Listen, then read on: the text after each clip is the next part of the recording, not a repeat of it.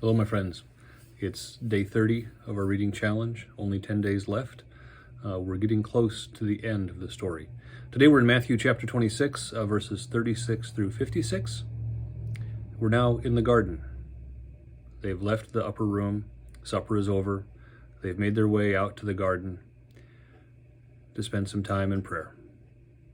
What strikes me about this passage are the contrasts in this passage. Remember, it's only been an hour or so in the disciples' time since they all pledged their unwavering loyalty to Jesus. They'd never betray him.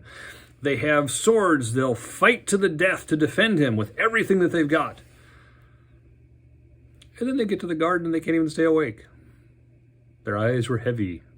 Big supper, long week. It's nice, and so they nap a little bit. My guess is it's when the crowd arrives, when Jesus tells them to wake up, that the betrayer is there. My guess is Peter steps forward and does what he says he was going to do, and takes one of the swords he has and attacks.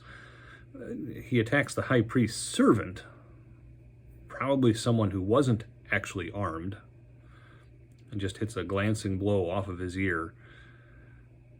It was a short-lived act of bravery, because a few verses later, Matthew tells us how all the disciples desert him and flee. And remember, Matthew's there. He's one of those disciples.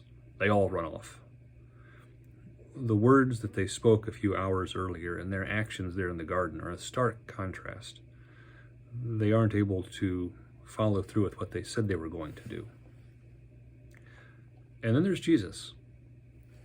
Of course, you would expect the sinless Son of God to be a contrast to the fallen human disciples.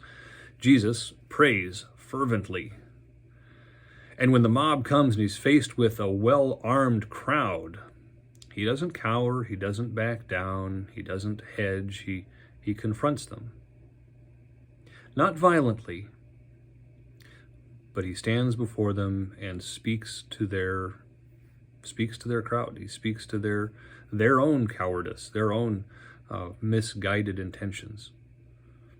He acknowledges the power that he has. He can call down legions of angels whenever he wants to, that he could use to his own ends, but he doesn't.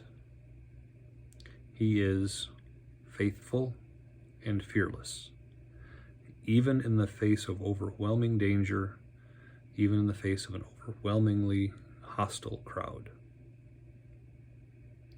It's quite a contrast. His arrest now is complete. It appears that his fate is now sealed and it's out of his control. Of course, we know it's not. He could take control of the situation at any moment, but he doesn't, because that's not the plan. And he follows through with what he knows has to happen. And we'll follow and read more about that again tomorrow. God be with you.